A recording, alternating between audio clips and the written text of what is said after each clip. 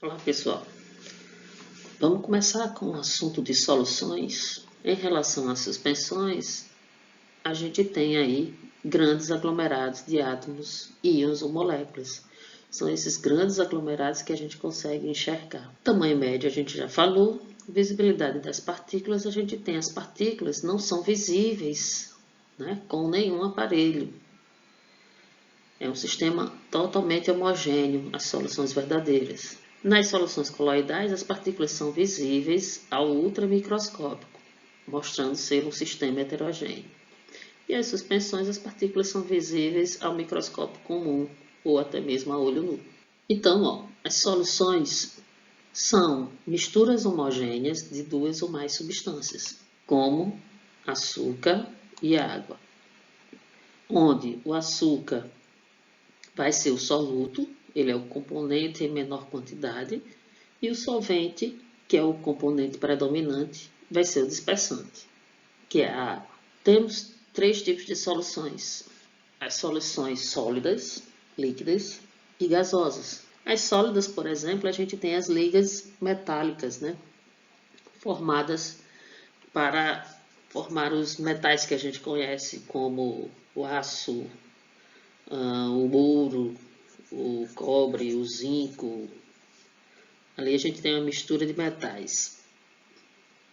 As soluções líquidas, como exemplo, a gente tem, por exemplo, o vinagre, que é uma solução de ácido acético em água. E soluções gasosas, a gente tem o ar atmosférico, que é uma mistura de vários gases. Então, temos uma outra classificação, que é conforme a condução de corrente elétrica. E aí, temos soluções eletrolíticas para aquelas que conduzem corrente elétrica e não eletrolítica para aquelas que não conduzem corrente elétrica. Vamos ao mecanismo de dissolução, ou seja, o que é que acontece quando a gente mistura substâncias no mesmo recipiente. Então a gente tem as forças intermoleculares que unem as partículas formadoras de cada substância permitem a formação ou não de soluções. Eis então a explicação por que temos soluções verdadeiras e outras vezes temos dispersões ou soluções coloidais.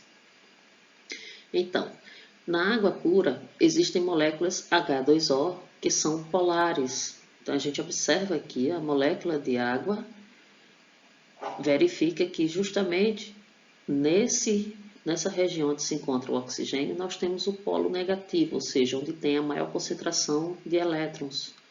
Na outra extremidade, a gente vai ter o polo positivo, ou seja, falta, a ausência de elétrons. As moléculas de água estão ligadas por fortes pontos de hidrogênio, ou seja, eu tenho uma molécula de água aqui que está ligada a outra molécula de água aqui, pelo que a gente chama de ponte de hidrogênio, ou ligação de hidrogênio, que é o quê? O hidrogênio, ele faz uma ligação entre as duas moléculas, onde os átomos que estão unidos a ele são átomos fortemente eletronegativos, como é o caso do oxigênio, do flúor, do nitrogênio. Então é aquela regra do FON, né? Se eu tiver o hidrogênio ligando flúor, oxigênio ou nitrogênio, como dois átomos ligados, então eu vou ter a ligação de hidrogênio. Então aqui eu tenho uma ponte de hidrogênio, que é uma dos tipos de ligações entre moléculas mais fortes que existem. No caso do álcool comum, há moléculas de C2H5OH, que também são polares. Porém, tem uma diferença em relação à molécula da água. Eu tenho aqui uma extremidade bem grande de C2H5, né, ligado ao OH. Aqui eu tenho exatamente a polaridade, eu tenho a mesma forma da água, eu tenho polo negativo e aqui extremidade do polo positivo. A diferença é que eu tenho essa extremidade aqui que é muito grande em relação à molécula de água. Então, as moléculas de álcool, elas estão ligadas por pontos de hidrogênio mais fracas do que as da água, justamente por conta do tamanho. Na gasolina, a molécula de C8H18, que são apolares. Então, essas moléculas que são apolares, né, elas se ligam entre elas por ligações de Van der Waals. São aquelas ligações que a gente chama também de ligações de polo induzido.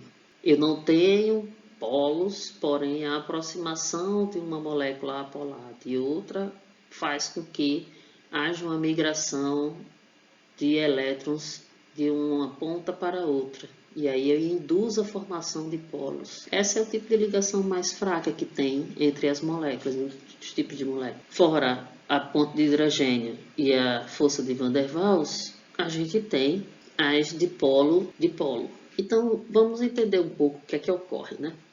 No caso da água, do álcool comum e da gasolina, quando a gente junta água e álcool, forma-se uma solução onde as moléculas, as ligações entre as moléculas de água e as ligações entre as moléculas de álcool se rompem. Então, o que eu tinha de ligação entre álcool e entre água se rompem e agora vão permitir novas ligações, só que também do tipo pontes de hidrogênio.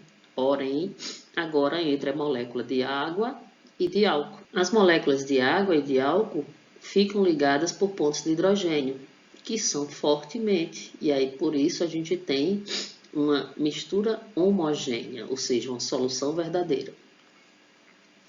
Quando eu junto água e gasolina, não se forma uma solução.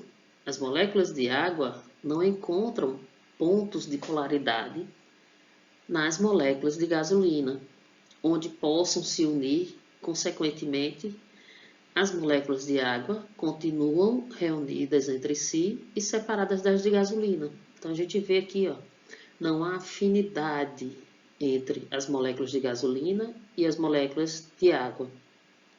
Como não há afinidade, elas continuam separadas. A água e a gasolina formam duas camadas e a água, que é mais densa, fica na camada de baixo, na camada inferior.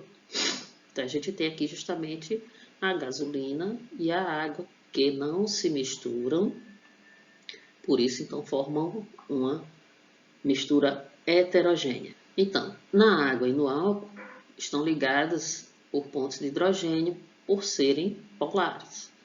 Na gasolina, ocorrem ligações de Van der Waals, que são apolares. No segundo exemplo, a gente tem aqui a dissolução do sal comum em água. Cloreto de sódio, né, o sal de cozinha, é uma substância sólida formada por Na+ e Cl-, ou seja, é uma substância proveniente de ligação iônica. E a gente sabe que toda substância proveniente de ligação iônica, a molécula é consequentemente polar. A água, que é uma substância líquida formada por moléculas de H2O, são muito polares.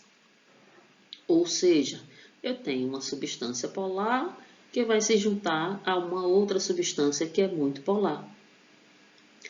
Com isso, a água vai separar os íons Na+ e Cl-, ou seja, eu tenho aqui uma dissociação iônica do NaCl. As forças de coesão maiores vai refletir no sal menos solúvel.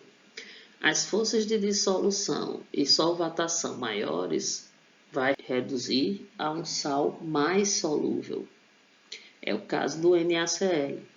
Eu tenho forças de dissolução e solvatação na água muito maiores. Então, colocando sal de cozinha na água, a extremidade negativa de algumas moléculas da água tendem a atrair os íons Na+ do reticulado cristalino.